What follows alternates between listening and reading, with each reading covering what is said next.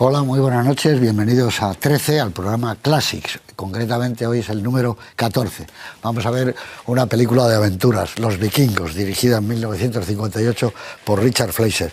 Es una película realmente magnífica que en su momento tuvo el apoyo naturalmente de Kirk Douglas, porque si no, es una película que en su momento costó $4 millones, que ahora sería una salvajada, pero estuvieron de preparación casi año y medio. Trataron de reproducir, y lo hicieron, las naves vikingas tal y como eran, sacadas de los museos de Oslo, los catedráticos de la Universidad de California, Los Ángeles, UCLA, en Harvard, cómo era la vida de los vikingos. Hicieron un poblado exactamente igual como se suponía que eran los poblados de los vikingos. Y todo esto hay que decir que, además de que el director hizo un trabajo estupendo, Fleischer, estaba Kirk Douglas, que era muy minucioso y que quiso hacer una gran película. Él estaba muy contento de ella, estuvo dándole vueltas mucho tiempo porque poco después hizo Espartaco también como productor, que es otra película extraordinaria. Aquí contó con Fleischer, con el que no había tenido una buena relación haciendo 20.000 leguas de viaje submarino, una producción Disney, pero sabía que era un hombre muy indicado para este tipo de aventuras. Las localizaciones en los fiordos, en las costas de Francia y de Inglaterra, bueno, es una verdadera maravilla, hay de todo. Naturalmente está la presencia del mar, está el sexo, la violencia, los castillos, los duelos, hay momentos estupendos como la fiesta de la cerveza, que ya verán ustedes, los cangrejos, la llegada del viento que lo impide, lo que le van a pasar al pobre hombre, el duelo final. Pero bueno, yo creo que es una bendición. Cuando lo vimos de chavales queríamos salir del cine y volver a verla y volver a verla. Es una novela que mi querido amigo, que es de los pocos que la ha leído, Luis Alberto de Cuenca, dice que es aburrida, y es verdad, yo la he leído y es un poco aburrida. Pero, en cambio, la adaptación que hizo Dale Wasserman y el guión de Calder Birmingham es muy bueno. A él le conocía mucho porque se le había presentado durante el rodaje de Senderos de Gloria Kubrick, había hecho el guión de la película de Kubrick, y aquí hizo una actuación estupenda con unos magníficos diálogos y un dibujo de personajes fenomenal. Buenas noches, Luis Alberto de Cuenca, ya hace citado. Buenas noches, don José Luis. Antes de nada, felicidades, Vive la vida, es tu último libro, pero tu último, ¿no? Mi ultimísimo, porque ha salido hoy. Hoy. O sea que es un nuevo libro de cómics sobre mi poesía, hecho por Laura Pérez Bernetti, que es una grandísima dibujante, y se llama Vive la vida y otras poesías gráficas. Es Mandrake, ¿no? Mandrake. Estoy yo disfrazado de Mandrake, me parezco poco, pero soy yo. No sé qué decirte, pero está bien. Bueno, yo sé que te gustan mucho los vikingos, ¿verdad? Los vikingos me fascinan, es una novela maravillosa. Bueno, la novela no, me refiero a la película, que lo acabamos de decir que la novela no. Pero la película es fascinante. De hecho, hice la colección de cromos que se hizo en la época sobre los vikingos, la tengo completa en casa. Y luego también he traído alguna cosita que luego veremos, como este libro maravilloso de la colección Cadete, que es de la colección en colores, que aparecen una serie de fotografías de la película intercaladas en el libro, que son deliciosas.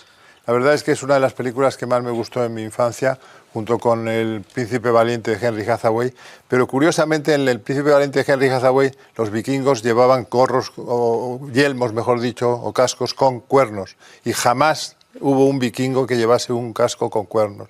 En cambio aquí se reserva precisamente de la historia y no llevan ningún tipo de cuernos. Los que sí llevan eran los celtas, por ejemplo Asterix lleva gorros con cuernos, pero los vikingos nunca.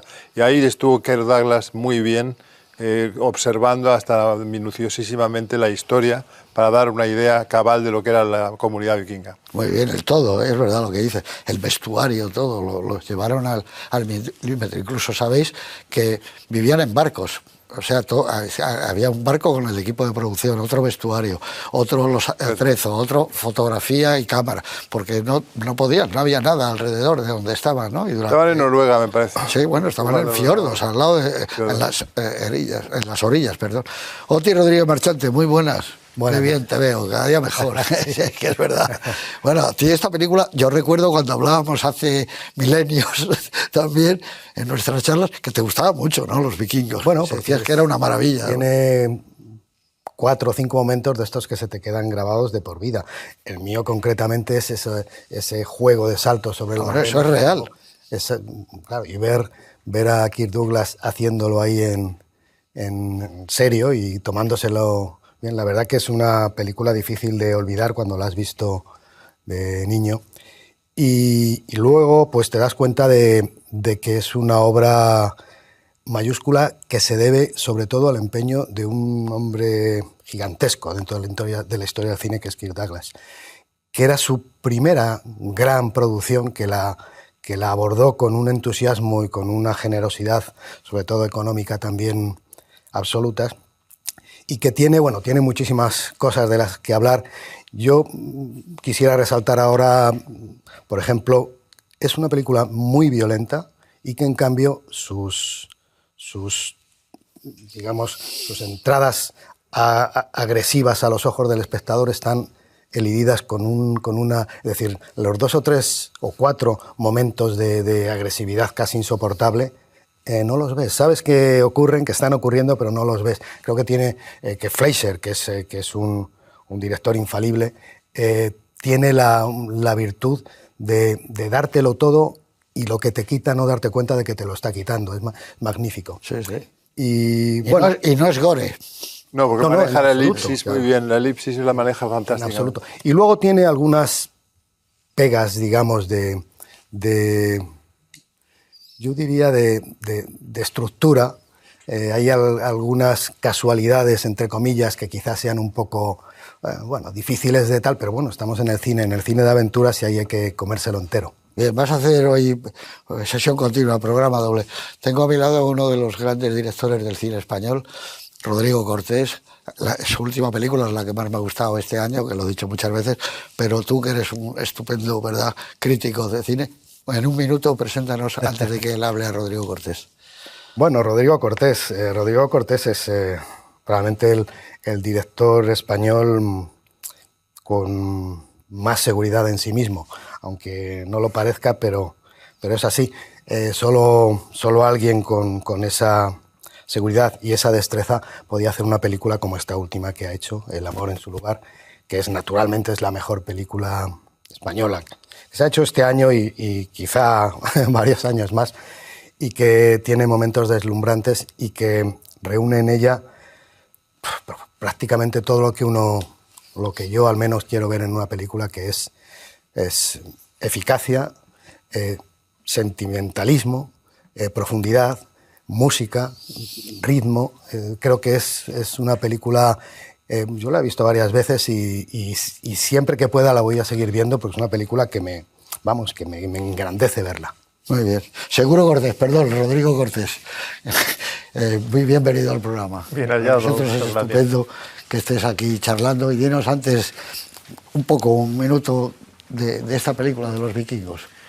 Es una película que me entusiasmó ya de niño y volver a verla es de alguna manera volver a recuperar aquellos aromas. Es una película que huele a sábado por la tarde, por muchas razones de las que hablaremos luego, porque a pesar del sentido del realismo que tratan de imponerle Douglas y Fleischer, incluso el sentido del sexo muy avanzado para ese momento y de la violencia, sin embargo está muy estructurada para el niño, en mi opinión, como película modélica de aventuras, vertebrada por pruebas sucesivas, eso que te fascina tanto cuando abres una novela de aventuras con 12 años. Veremos que esta película tiene varias ordalías, casi en fila india.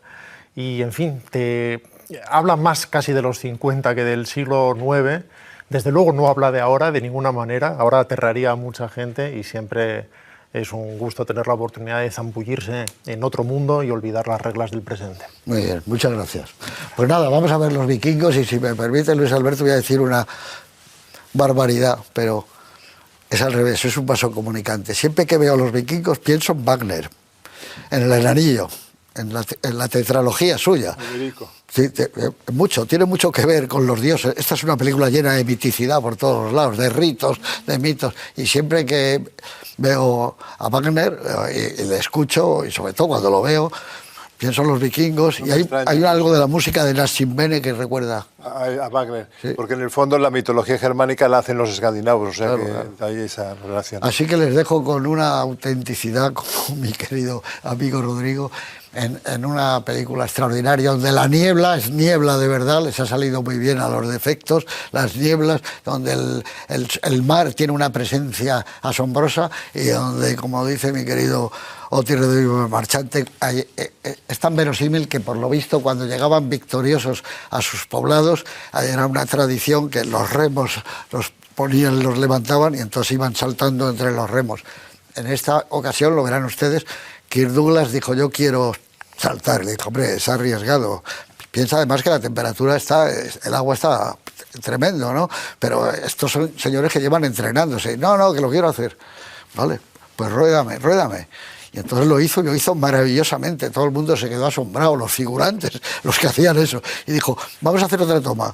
Entonces hizo otra toma y trastabilló, porque el remo estaba roto, estaba un poco roto y cayó. Se sumergió y salió y lo primero que fue directamente y gritó, lo habéis cogido, por Dios, sí, lo habéis cogido, el que me he caído. Y dijeron, sí, esa es la que hay que meter, esa toma. Eso es. Así que con todos ustedes, Los Vikingos, Richard Fleischer, 1958.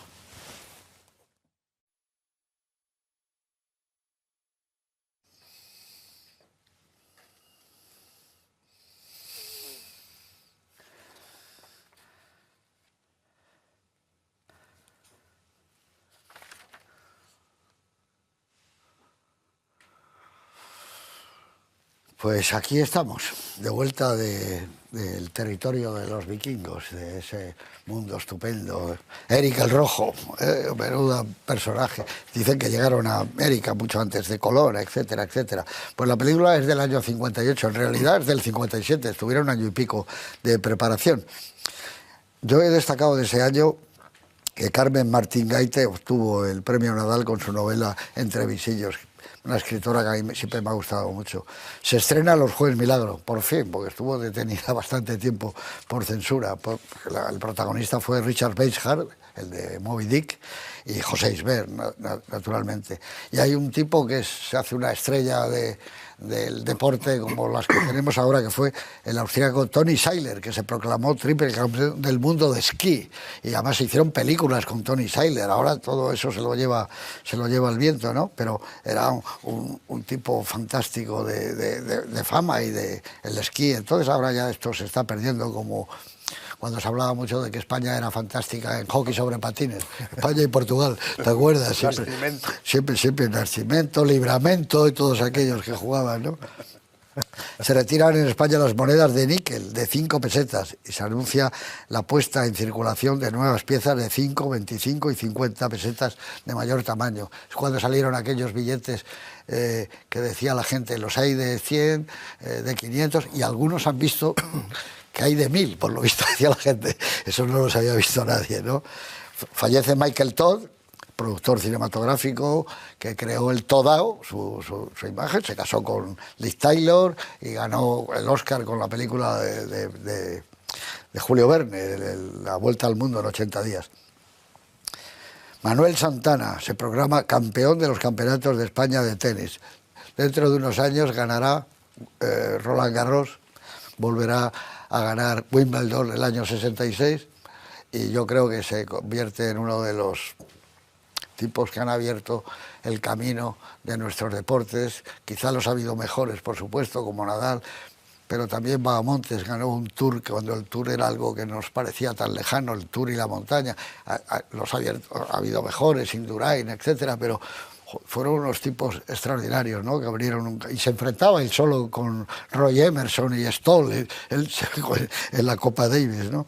Se estrena una película que le he marcado porque me gusta a mí mucho, dirigida por Sam Fuller, Yuma, con Sarita Montiel y Rod Steiger. Es una magnífica película.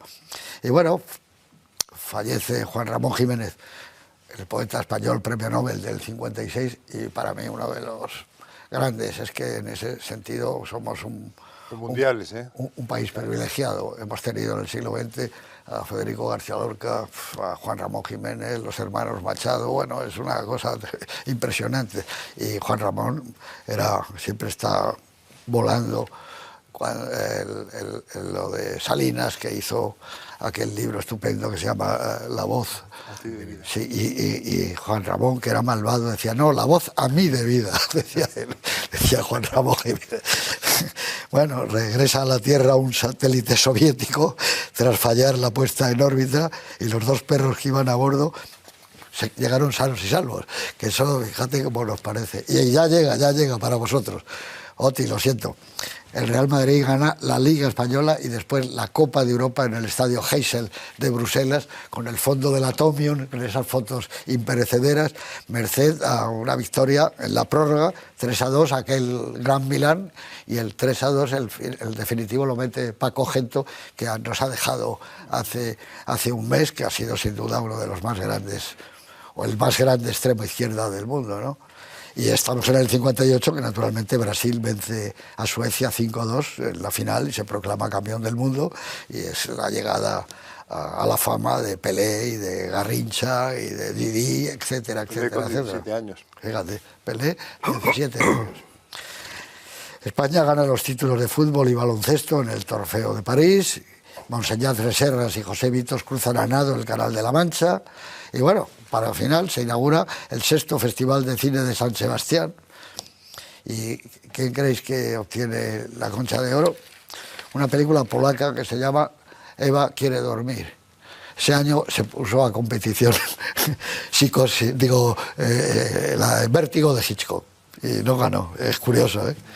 Bueno, pues ahí lo tenéis, más o menos algo del año 58. Qué gran poeta, ¿eh? Juan Ramón Jiménez, ¿eh? Increíble. Categoría universal por completo. Yo creo que de los 5 mejores poetas del mundo del siglo XX. Ya, claro, sin ninguna duda. Pero de esos 5 probablemente 3 son españoles, ¿eh? Lorca, desde luego, también estaría ahí metido, ¿eh? Yo metería a Saint-Jean Perse, por ejemplo, metería también a Cavafis. Cavafis yo también lo metería. Cavafis, sin duda, y yo no sé quién, algún francés quizá, Eluard, me gusta mucho. Sí, bueno, eso... Pessoa, el portugués. Pessoa, claro. ¿Qué te ha parecido otra vez los vikingos? Esa energía, ¿de dónde viene? Es como si la hubiera visto por primera vez, porque tiene una energía, la música, como antes evocabas de Nassim Bene, es fantástica, wagneriana diríamos. Claro. Y la película es que se deja ver de una manera maravillosa, y luego además tiene tal espíritu épico en todas sus manifestaciones, y en el fondo los vikingos no están maltratados por el guionista, ni mucho menos. Son una raza en la que la barbarie es mejor que la civilización. Si os fijáis, la civilización que encarna sobre todo la Gran Bretaña es como, digamos, un mundo mucho más oscuro. Mucho menos. Fíjate que los fiordos tampoco deben ser modelo de claridad, como vemos con lo de las nieblas, pero en cualquier caso yo creo que aquí hay una opción clara del director y del productor, sobre todo de Kirk Douglas, con el tema de civilización o barbarie, la famosa dicotomía. Mejor la barbarie.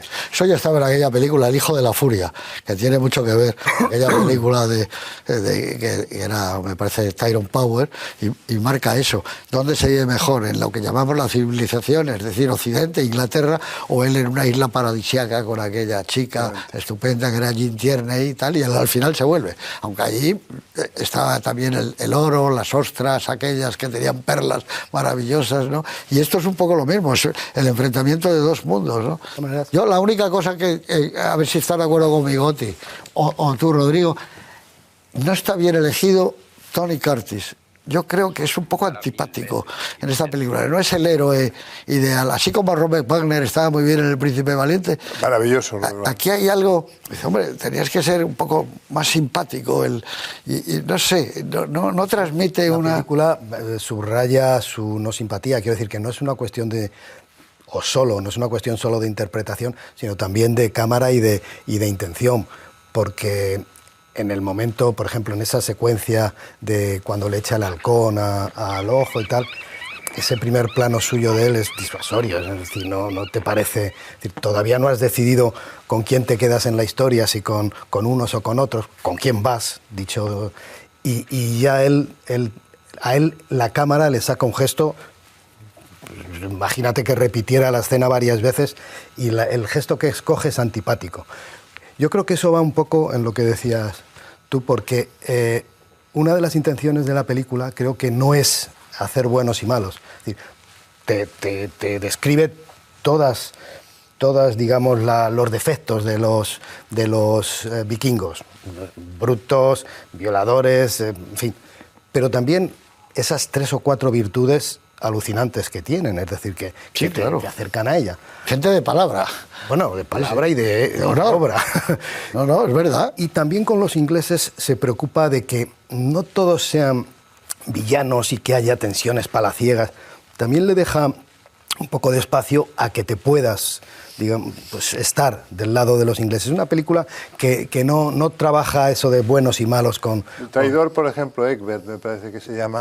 Egbert es un personaje, ¿verdad?, multifacético, que puede ser bueno, malo, regular, todo a la vez, ¿no? Sí. Yo creo que eso vale para todos, ¿eh? O sea, yo creo que no hay buenos en la película. Eso te es quiero una decir. película sin buenos. Yo tampoco veo tanto esa dicotomía entre mundos, o al menos sí veo la dicotomía, pero no veo un director que opte. No veo un director que decida y que diga este es el lado bueno.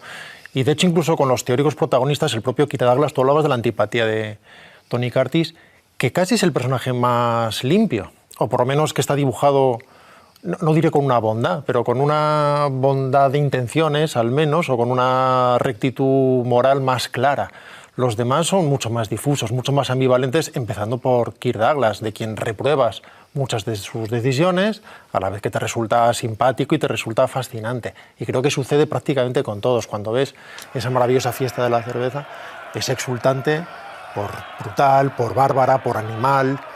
Fleischer les hace coger el pollo con las manos de la forma más cerda posible, beben derramándose, y a la vez hay una energía muy poderosa, muy gozosa, pero que no exactamente se aprueba ni se reprueba, sino esto es así. Muestra. Bueno, hay un momento cuando él, en el duelo final, que es precioso en el castillo, ese es un duelo a lo Ivanhoe, Magnífico. es magnífico, cuando se entera de que es su hermano, la duda que tiene él, hay un momento... Eso es lo que hace precisamente que sea el vencedor Tony Curtis y no Kirk Douglas, entonces él, porque duda. de repente a sus fuentes de conocimiento y tal, se queda dudando y aprovecha el otro.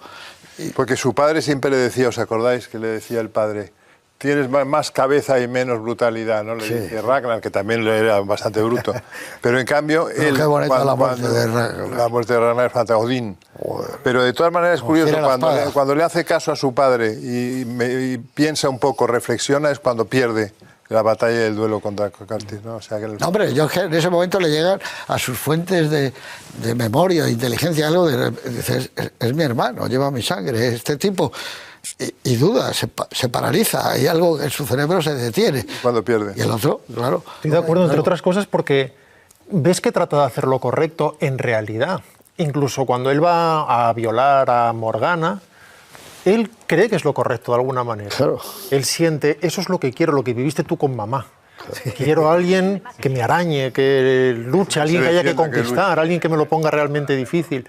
Y forma parte de sus códigos. Y cree que eso es lo... De hecho, cuando ella no pelea, él se aparta. No, porque él lo que quiere no es hacerle daño, sino lograr esa pureza que le permita alcanzar el Valhalla. Él se desconcierta cuando Eso se ve muy bien, por ejemplo, en la escena en que Ragnar viola elípticamente, diríamos, a la madre a la mujer del rey depuesto. Y la verdad es que se ve muy bien también en el ariete. ¿Os acordáis del ariete cuando está intentando entrar en el castillo de Ayela? Sí, es bastante metafórico, sí. Pero que es un ariete metafórico, es otra violación. Sí. Porque realmente se ve perfectamente como es un aparato genital masculino. Sí. De hecho, están equiparados las intenciones de Kirk Douglas y las intenciones del ariete, sí. Es curioso, como tú lo hablabas, eso, la sexualidad en la película es bastante manifiesta. Sí, sexo, violencia, pero ahora, como una violencia limpia. Fijaros qué elección de casting el poner al matrimonio Curtis-Leigh para esos papeles en los que ella tiene que estar, porque ella lo demuestra en varias ocasiones, que hay una incertidumbre, aunque solo sea de segundos, siempre hay una incertidumbre sobre cada vez que se le acerca Kirk Douglas, pero es el matrimonio.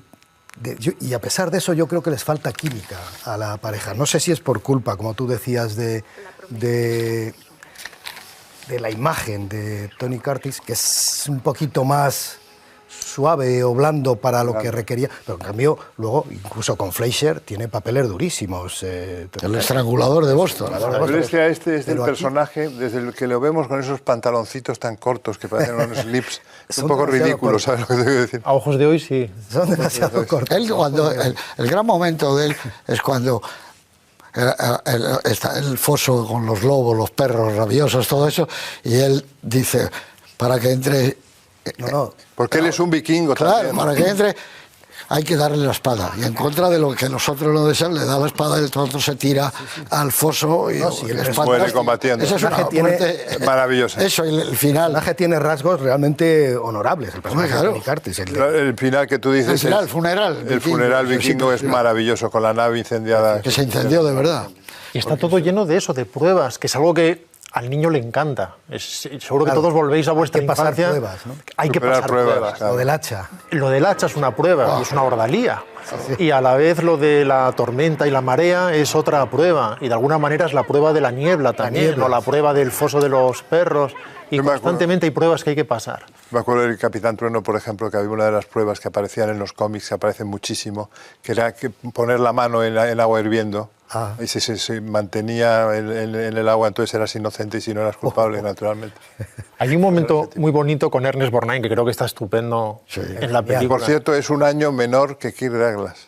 Sí, o Algo hace de prácticamente su de la padre. misma edad, sí. Del 16 Kirk Douglas y el 17 Borgnine. Es Y algo- hace de padre. Algo parecido a lo que pasó con Harrison Ford y Sean Connery en La Última Cruzada. Era verdad. muy poquito mayor. Acuérdate de Cary Grant con la puerta de los talones con su madre. Y es más joven que él. Cuando ahora el taxi en el coche. Sigue. Eso es, pues me encantaría, pero no sé lo que está diciendo. Sí, que hay un momento muy bonito de Ernest Borgnine. Ah, sí, Ernest precisamente Borgnine. explicando la ordalía, para explicarte la diferencia de culturas en las que se las explica al traidor inglés. Y el traidor inglés lo escucha con mucha deportividad y con puro espíritu científico. Y si la acierta, dice, pues entonces es... Ah. Y si no, no, pues entonces es que es culpable. Ah.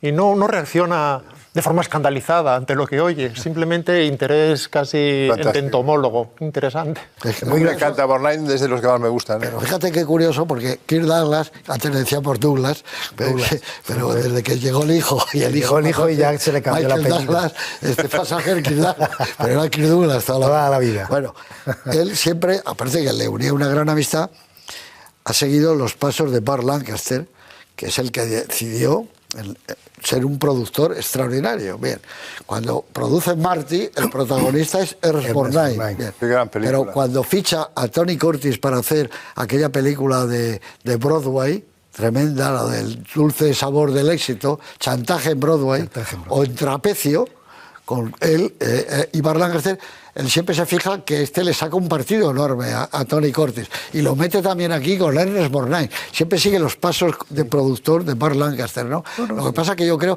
que este tenía un empeño, un aliento épico más grande todavía. Porque claro, Espartaco es otra película extraordinaria, ¿no? Bueno, las películas donde él se mete, hay un ciclo de películas de aventuras, 20.000 leguas de viaje submarino, es otra película magnífica, ¿no? Pero Que es vivero de esta película, cuida por cierto. mucho, sí, claro, pero Una cuida serie mucho de personajes que estaban en las dos. el reparto, ¿no? Y luego hay algo increíble, que a él no era de esos productores roñosos.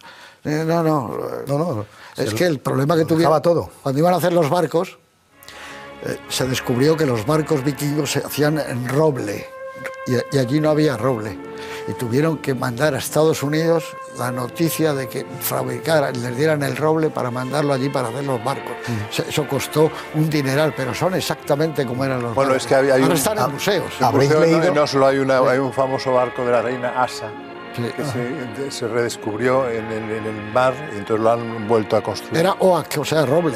Habéis Era leído la maravilloso. anécdota de que los hicieron a escala, tal y como eran, pero claro, había los vikingos de aquella época y los actores de esta, había 20 centímetros de diferencia y creo que tenían unos problemas para meterse al remo impresionantes por distancia, por tamaño. Vamos. A mí me ha sorprendido lo que has comentado, José, del presupuesto, porque en pantalla no es tan gigante la película. Es decir, si piensas en Espartaco, lo es, y ves estos grandísimos ejércitos impagables con centenares de extras, o incluso Esa la hizo después, pero venía de hacer un par de años antes Senderos de Gloria con muchos más figurantes. Si piensas en esta película, el dinero se puede justificar en todas esas prospecciones, investigaciones, que siempre es muy caro, un año de preproducción, que siempre es muy caro, pero en pantalla tienes localizaciones muy tasadas. Todo sucede en ese fiordo, con esa cascada al fondo, 3 o 4 localizaciones extra, trabajo en estudio. Las batallas no son masivas en absoluto, no son multitudinarias. Es que no lo eran tampoco. No, lo sé que no lo eran, pero no lo eran en ninguna película, y sin embargo, cuando quieren presumir de músculo, sacan a 300.000 millones de orcos, los hubiera o no los hubiera. Y aquí andan muy contenidos. En el propio asalto al castillo hay algo que a los ojos de hoy resulta casi pequeño en cierto sentido, ¿no? Con esas flechas que no acaban de acertar casi nunca. Esa pequeñez es lo que me da mi autenticidad. Ya sé que no serían cosas atrás, tipo Cecil B. DeMille, sería parecido a esto cuando atacaban. De todas maneras, ellos rodaron en Múnich todos los interiores en un estudio, pero el problema que tenían era el abastecimiento, es decir, no encontraron hoteles donde podía vivir, eran 150 personas de equipo, tú que lo has vivido de cerca, esos rodajes complicados, fíjate lo que es barcos y barcos. Uno de los barcos donde vivían era el yate de la Bárbara Hutton, de la multimillonaria, que se lo alquiló a ellos, y ahí vivía parte del equipo, pero aún así era tan grande el yate que hacían todas las reuniones de producción y cenaban. A lo mejor 30 personas, pero como ese eran 6 o 7 barcos donde estaban todos viviendo, pegados a la orilla. Claro, eso vale mucho dinero, porque eso es un disparate. Hacer un poblado como hicieron, de verdad, con la madera de verdad, todo, el vestuario que tuvieron que hacerlo entero. O sea, que eso no es que luego se lo quede nadie, en este caso sería nuestro Julián Mateos. Diría, yo me quedo, claro, hombre, como se quedaban con las lanzas de Espartaco y de todas estas cosas. ¿Para qué las quiere otro productor ya? Si no voy a volver a hacer. Gracia ver, hablando del vestuario, ver cómo estaban todos en manga corta, como si en vez de estar allí entre los fiordos estuvieran en Marbella. Yo, claro, es que ocurre siempre en verano, porque si no, no te lo explicas con el frío. Claro, en verano, no sé, porque las lluvias... Hay un plano precioso de cuando se están yendo del poblado a rescatar a Morgana, bueno, el suelo embarrado, la lluvia cayendo, y un plano de 2 rostros así de ancianos o anciano y anciana del pueblo, así, que parece de una película, no sé, de Dreyer o algo así, me dejó pasmado. Cuando hicieron el final, hicieron un barco pequeñito, porque ¿qué más te da? Dice, según la lente que pongas, tú lo sabes, lo sueltas en alta mar, dice, ya no se sabe si es grande o es pequeño, pero no funcionaba, vieron que había algo que no funcionaba. Entonces pusieron el barco, con un equipo de bomberos que trajeron, preparado para incendiarlo, y en un momento determinado se apaga. Empezaron a rodar, y tuvieron la suerte de que se puso el cielo, como sale en la película, maravilloso, y de repente dijeron, vale, porque había un tipo que doblaba a Kirk Douglas, pero no dieron la orden, pero no la entendieron, no funcionó, como pasa siempre el walkie-talkie. Y entonces dieron la orden en inglés, la dieron en francés, la dieron en alemán, la dieron en sueco, pero no entendían, hasta que alguien dijo, y entonces se tiraron y ya medio barco estaba quemado, el otro tipo a punto de saltar, pero amigos, queda eso, lo que antes de que cortes ahí, es impresionante ese plano, con el funeral vikingo, precioso, eso es una maravilla, eso, pero hay que hacerlo de verdad, eso lo hicieron antes de empezar el rodaje, el día antes de que llegara Kirk Douglas, lo hicieron, ese plano auténtico, dijeron, no, nada de maqueta, dijo, vamos a hacerlo de verdad, pero hombre, no, porque están los bomberos, no vamos a quemar el barco, no lo quemaron, se quedó hecho polvo. Yo me refería a la presentación al principio, antes de ver la película, a que había algunas cosas de guión, supongo, que igual podían ser un poquito más finas, es decir, desaparece el personaje de Tony Curtis, de niño, y luego, se va a Italia, dice. Tras 20 años de monasterio, resulta que está allí, justo en el pueblo de donde su padre entre comillas, reina. Sí, que esa casualidad, ¿verdad? Queda un poco... Eso es lo que dice, es que a Fleischer no le gustaba el guión. Además se encontró un poco vendido, porque habían contratado a un tipo que escribiera, el tratamiento de Wasserman era muy bueno, pero contrataron a un profesor experto en todo esto y que trató incluso de de dialogar como se dialogaba, se suponía en esa época. Dice que era un tono precioso, pues, cuando Pilar Miró hace la obra de Lope de Vega y la hace en verso. Bueno, pues esto tenía un poco esa parte.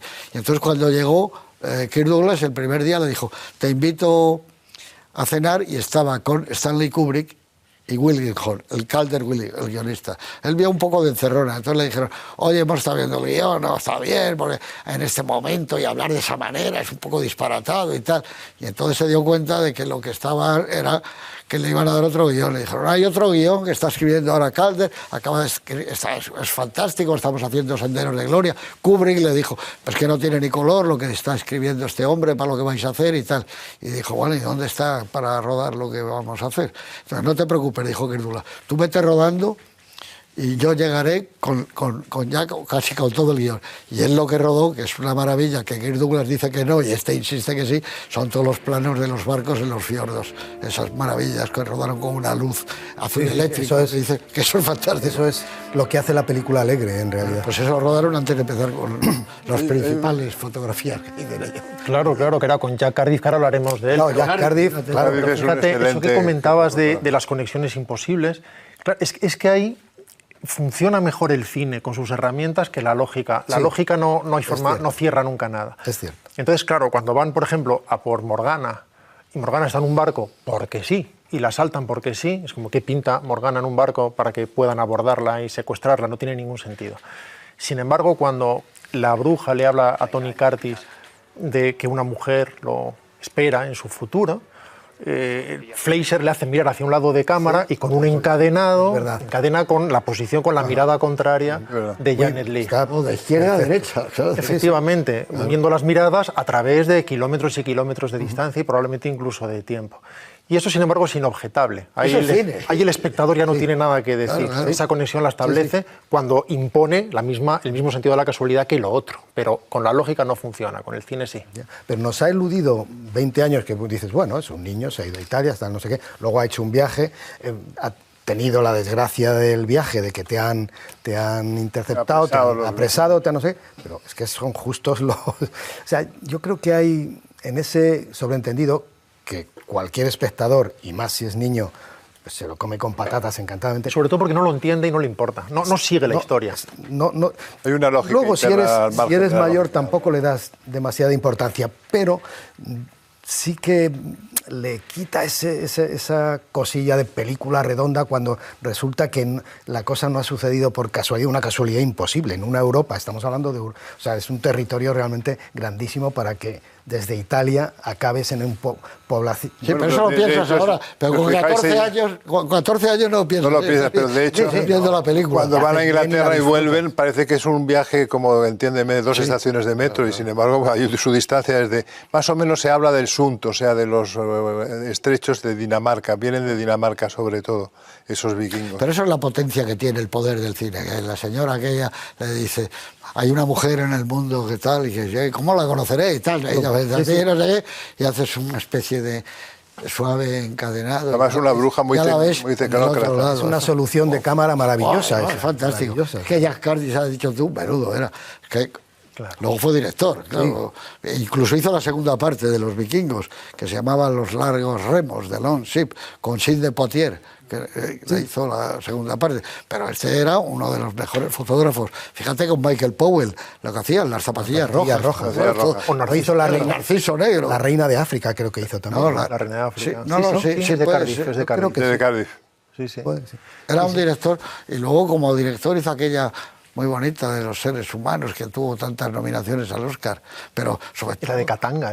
Bueno, esa es la que más me gusta a mí. El último tren a Katanga. No era buen director, de hecho, pero esa es una estupenda. Esa es la mejor suya, Último tren a Katanga. Esa es una maravilla de película. Ahora, aquí, ¿cómo pilla exactamente que esta historia tenga la felicidad que necesita, la felicidad visual, que la estés viendo y estés regocijándote? Esas entradas de los barcos allí, la música es... La música es que se...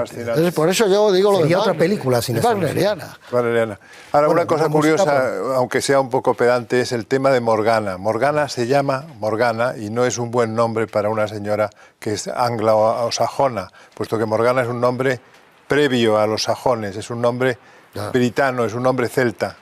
O sea, el hada Morgana es de la leyenda ya artúrica. está, es el Arturo. Sin embargo, aquí tenía que llamarse cualquier cosa menos Morgana. Porque en el fondo, si os fijáis, aquí no es tanto que hay una civilización corrompida ya de siglos A y una civilización y una barbarie primitiva como la de los vikingos, sino que en el fondo fueron oleadas sucesivas de hombres del norte que fueron tomando Inglaterra y aburguesándose paulatinamente. Pero en cualquier caso, los originarios, el rey Arturo and Company, eran los celtas, que eran los que gobernaban la isla. Y hubo bárbaros en Inglaterra desde el siglo V, ¿no? Yo creo que una de las cosas que más nos fascinan en las películas de aventuras, por supuesto en esta también, es que los personajes, los protagonistas, no son gente cotidiana, son excepcionales, son distintos. Entonces, por eso te gustan tanto, porque es gente que hace cosas que no las hacen habitualmente en las ciudades las personas. Entonces, esa falta de cotidianidad es lo que te hace, pues eso, lo que tiene esta película. Todos son distintos. Uno es más bárbaro que otro, pero es diferente. El otro singulares.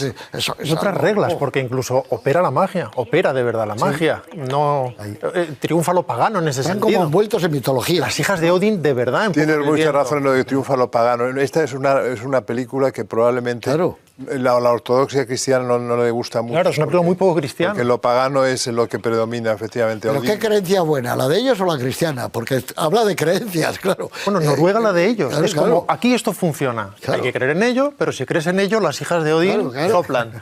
Y seguramente en Inglaterra eso no funciona, porque eso se ha acabado. Se han convertido ya al cristianismo. Son como las valquirias, claro.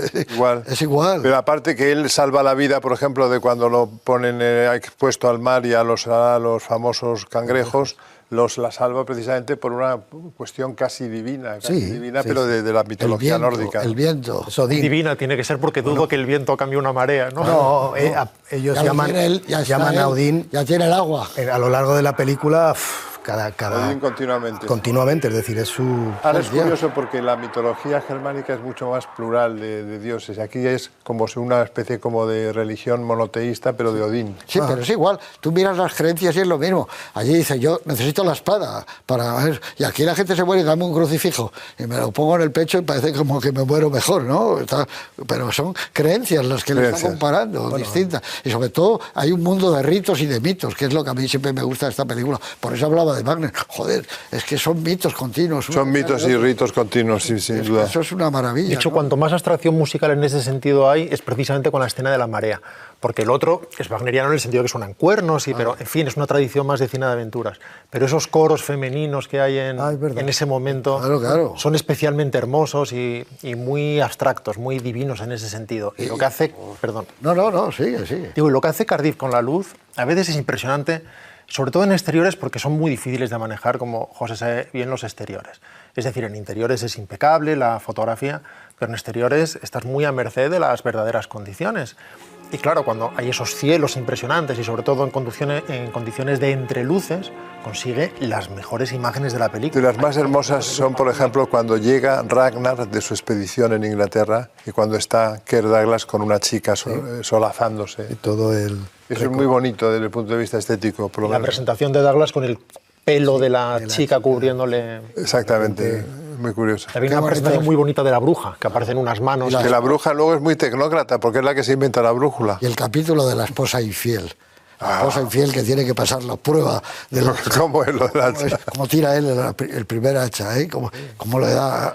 Cómo está rodado de bien eso, ¿eh? Está rodado maravillosamente. Está fantásticamente. Hay un momento que le acompaña la cámara al hacha.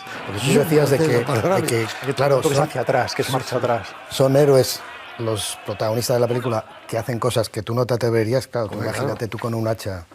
Claro, es imposible. Pero eso siempre ha sido en la novela de aventuras y en la épica universal, siempre los héroes han sido siempre prototipos, arquetipos, mucho más que personas. Y ese ojo en blanco que tiene Kirk Douglas, ¿eh? Ese ojo que se le queda después de... Lo usa bien. Lo quiere todo, él quiere todo, el protagonismo. Lo llevaba Soy esto y luego con esto. Es curioso. Un poco porque dolía mucho, por lo visto, claro. Los prostéticos en esa época no estaban muy avanzados y era muy grueso y muy doloroso y solo podía llevarlo durante unos minutos. Y luego hay una igualación, digamos, en la mutilación de los hermanos, cuando le cortan la mano a uno. Entonces, ya de algún modo están los dos mutilados y pueden perfectamente enfrentarse, ¿no? Es una película en ese aspecto también de creencias religiosas, ¿eh? Porque, sí. y igual que hablábamos de la dualidad, está una religión que se supone que es la buena, y una religión bárbara. Odín es el dios de la guerra, es el dios de muchas cosas, Odín, pero ellos creen en Odín, o sea, mucho más que creen los otros, que ese es el tema. Claro. Y funciona. Claro. No, porque los obispos de Inglaterra están dispuestos a venderse por un plato de lentejas a él, a nombrar en el fondo un traidor, porque está usurpando el puesto y de... las predicciones de la bruja son ciertas, con sus runas. Claro. Todo es cierto, todo lo que sucede en ese mundo es cierto, opera de verdad. Y esa niebla marina, que la hemos visto muchas veces, luego en otras películas, esa niebla, ¿eh? Aquí, la verdad, tiene una función dramática estupenda. Y el hecho de la invención. Yo no sé cuándo se inventó la brújula, pero realmente es un... Parece ser que debe ser posterior. Medieval, pero quizá a lo mejor más oriental, probablemente. No lo sé. Pero es gracioso lo del... ¿Tú crees, Muy Luis simpático, Alberto, que en esa película que a mí nos gusta tanto y que hizo antes Kirk Douglas, no notas reminiscencias, no solo por lo de la niebla, de Ulises en esta película? De la película de Camerini, sí lo noto. Sí, tiene mucho que ver, sí, señor. cosas. Hay cosas. Sí. Él tomó nota de eso. Porque está hecho también, está protagonizado por seres sobrenaturales. Claro. En el caso del Ulises de Camerini, pues está Circe, está Calipso, una serie de diosas y de El dioses mar, que intervienen. la presencia tremenda del mar, como aquí es una película... Escila y Calibdis, por ejemplo, están ahí también. Yo creo que sí, que lo une la aventura. Es que la Odisea, tú has mencionado la Odisea, es que la Odisea es una obra que nace con toda la descendencia del mundo. Todo lo que se hace después de la Odisea reproduce esquemas odiseicos. Estoy convencido. Y no solo la aventura, sino la fisicidad del personaje. Y de hecho, Ulises demuestra muy bien que Douglas, precisamente por su vocación como productor y como centro motor de sus propias películas, necesita desesperadamente un director, aunque se lo quiera sacudir de encima. Y cuando no lo tiene, como sucede en gran medida con Camerini en Ulises, está muy descontrolado. Es como de una energía, de un entusiasmo. Cada plano lo quiere hacer arriba, quiere saltar, quiere gritar, quiere todo. Lo quiere todo. Y hace falta que no le deje Kubrick, hace falta que no le deje Fleischer. Que le frenen un poco. Claro, porque en esta peli también se lanza encima del caballo y notas que hay un director diciendo aguanta. En el caso de Camerini, ¿qué crees? Que no... Yo lo veo descontrolado, lo veo autodirigido toda la película. Precisamente ese descontrol y esa autodirección es lo que hace que nos imaginemos siempre a Ulises como Kirk Douglas. Yo es una de las personas que tengo que calificar perfectamente. No imagino a otra persona como Ulises. Hay otro que llega como Ulises, que es John Wayne, en Centauro en el desierto. Entra como Ulises, el perro le reconoce. ¿Te acuerdas? Bueno, Ulises, sí. Entra como cuando vuelve a Ítaca. El tiempo vuelve a su casa otra vez, de muchos años de una guerra también, como viene Ulises, es muy parecido. Pero es pura contención. Esa película, como digo yo, Centauro en el desierto siempre, es la primera película rodada en Marte. La primera vez que se ha rodado en el planeta Marte es Centauros. ¿Cuál es el plano de esta película que más te gusta? Me gustan tantos, pero yo creo que voy a elegir la primera, la primera llegada al poblado vikingo, con los fiordos que hay que atravesar tantos kilómetros, porque a veces tienen hasta 1000 kilómetros los fiordos de extensión, y la llegada cuando está Kirk Douglas con la chica haciendo sus cosas. Y me gusta mucho esa fotografía del amigo. Y a ti, dime, ¿con qué te quedarías de esta película? Pues yo, en honor a Rodrigo Cortés, que ha hecho probablemente el mejor plano secuencia que se pueda recordar, subrayaría el plano secuencia de esta película maravilloso también, que es La coronación de Ayela, que está rodado, es un plano mucho más sencillo que el que has hecho tú, pero que realmente recoge todo el ambiente y el espacio de ese salón donde se está haciendo con un prodigioso momento en el que salta la piedrecita de la espada, que hace ahí un inserto, y todo el resto me parece... Hay muchísimos momentos de la película que me gustan, pero bueno, por subrayar este. Está muy bien, es muy importante ese momento, porque sí, luego hay que cogerla de la piedrecita. Claro. Tú, Rodrigo, ¿qué te gustaría? ¿Qué plano? A mí me encanta el plano que ha dicho Oti, Claro, porque es verdad, lo robamos aquí todos. que es un plano elegantísimo. Muy elegante. De hecho, el espectador no se da cuenta de que es un plano sin cortes. No, es que es tan suave. Sin embargo, incluye una parte, se va el clérigo con la reina, la deja aparte y vuelve. Dejar de ver lo otro. Esa vez que hay varios planos dentro de un plano, ¿verdad? Es así, ¿verdad? pero de una forma tan invisible que el ojo apenas lo percibe. A mí me gusta mucho de la persecución de la niebla el modo en que encajan, y tú sabes que eso es dificilísimo, los exteriores y los interiores en plató. Es muy difícil. Ese exterior, que además es con una noche americana muy contenida, con esa luz azul de la que estás hablando, y cuando nos vamos al tanque en estudio, y ese azul se mantiene, y ese sentido de la bruma se mantiene, eso es muy, muy difícil de encajar, y mucho más en el 58. Hace falta un mago de la imagen como Carlos. Claro que sí, es un récord casi imposible, ¿verdad? Es muy difícil. Salta siempre. Pero, Y sí, es asombroso una hora. claro.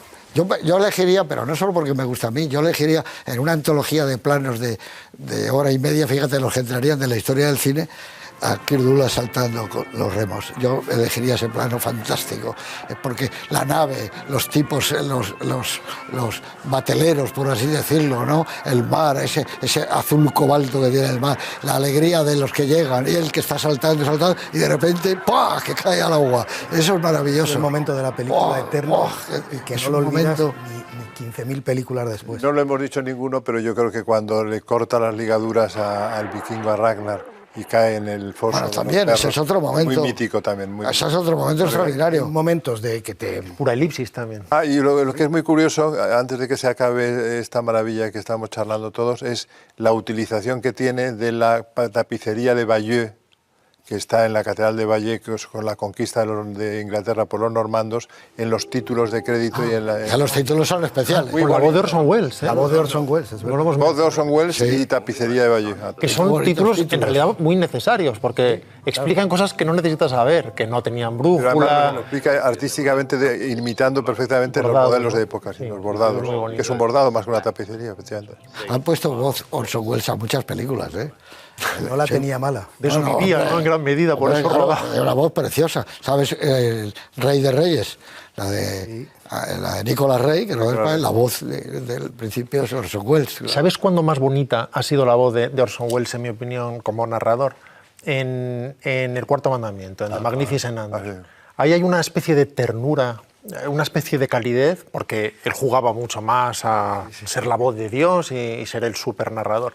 Pero en Los Magnificentes Amberson hay algo que es una belleza. Ya, de una porque es suya contención. también. Sí. Es su voz, sí, la película es suya, desde luego. ¿Te acuerdas cuando él decía, this film is and written by me, my name is Orson Welles, ¿te acuerdas? Eso era al final, ¿no? Esos créditos El crédito visuales. decía, lo he dirigido yo.